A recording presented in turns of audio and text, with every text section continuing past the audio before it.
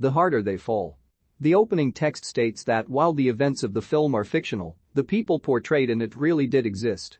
A young Nat Love, Chase Dillon, is about to have dinner with his parents when they are visited by an outlaw gang led by Rufus Buck, Idris Elba. Nat's father recognizes Rufus and pleads with him to leave his wife and son out of whatever grudge he holds with the senior Love. Rufus shoots wife Eleanor, Deonda Wise, in the chest before firing at him.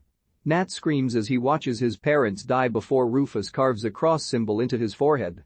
Years later in Salinas, Texas, Nat, now played by Jonathan Majors, is an outlaw himself, going after more deadly criminals.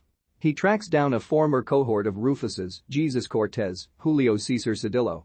Cortez recognizes Nat, but before he can kill the man, Nat draws first and shoots Cortez dead.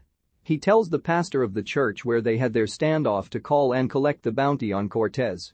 Nat would do it himself, but he is worth more to the law.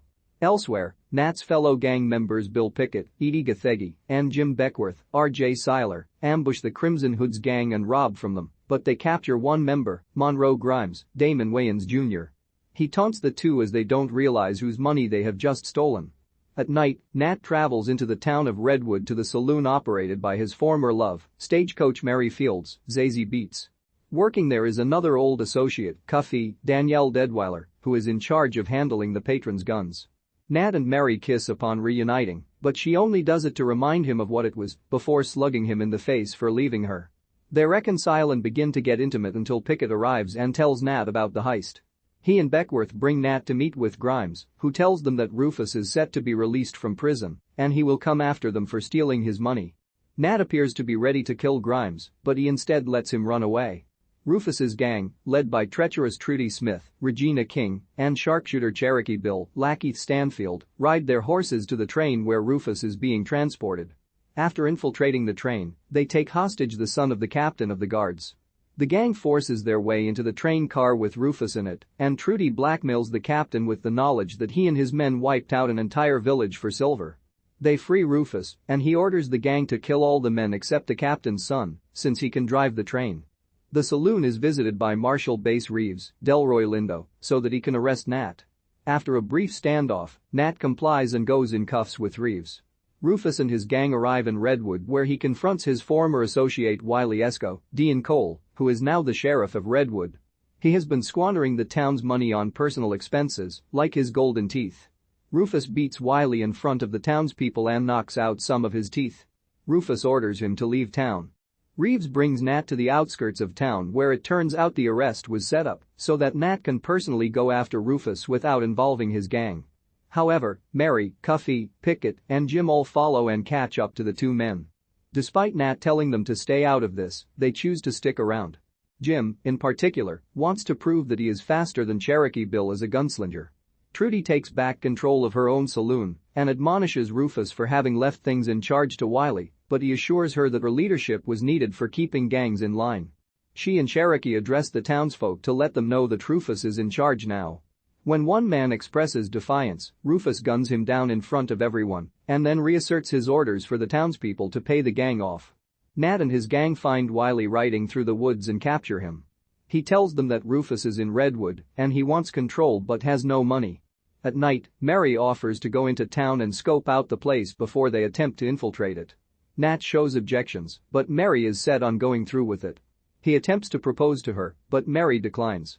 Mary rides into town and goes to Trudy's saloon. She speaks to Rufus and attempts to negotiate a proposal to trick him and the gang into doing business with her, but he instead has Trudy knock Mary out and take her as a prisoner. Trudy lets Mary live for a day to see if the gang will come for her. While keeping watch over her, Trudy tells Mary the story about how she used to have a sister also named Mary who suffered from polio. A neighborhood girl named Hope would bully Mary and one day threw something at her and caused her to fall and injure herself. Trudy's father beat her for not protecting her sister, but when he went to Hope's house to beat her as well, Trudy's father and Hope's family were all horrified to find that Trudy got to Hope first and slit her throat.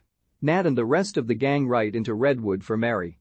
Jim attempts a standoff with Cherokee, but he couldn't care less about proving himself to Jim. When Nat tells Trudy to bring him to Rufus, Nat is brought in, but is stripped down and beaten in front of Mary. Rufus comes in and reminds him that he stole his money, so he orders Nat and his gang to pull off a bank robbery to return what is owed to him, plus interest out of petty spite. Rufus orders them to go to Marysville, a predominantly white town. The gang heads into Marysville, with Cuffy reluctantly donning a dress to go through with the heist. The men guarding the bank draw their guns on the gang, but Nat and his men are quicker.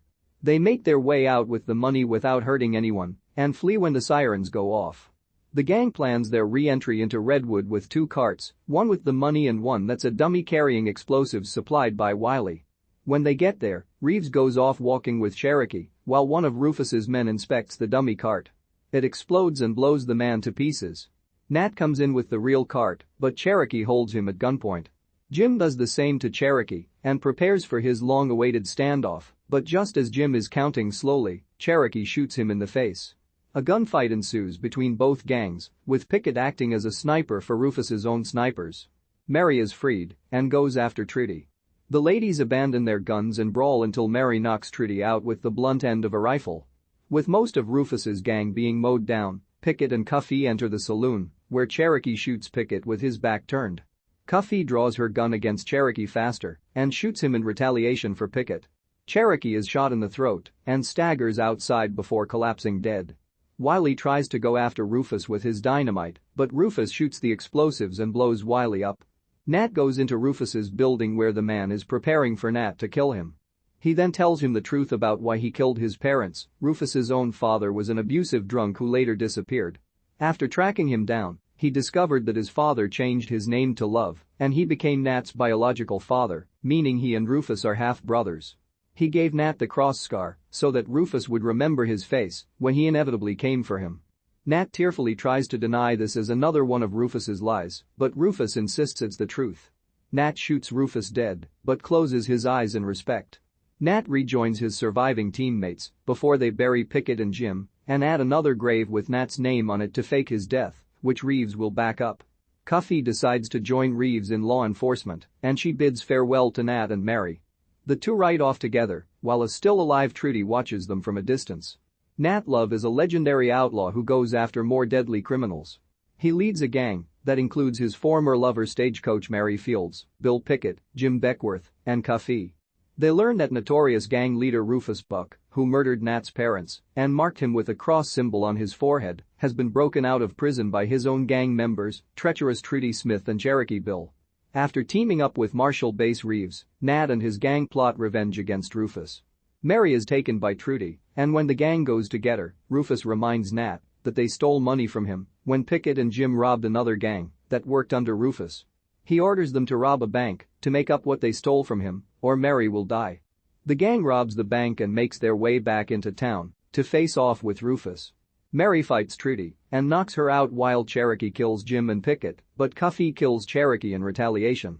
When Nat goes to confront Rufus, Rufus reveals that he killed Nat's father because that man was Rufus's own biological father who used to abuse him, making him and Nat half-brothers. Nat ultimately kills Rufus. The gang buries Pickett and Jim and fakes Nat's death. Cuffy joins Reeves in law enforcement, while Nat and Mary ride off together. Trudy is still alive and watches them as they leave.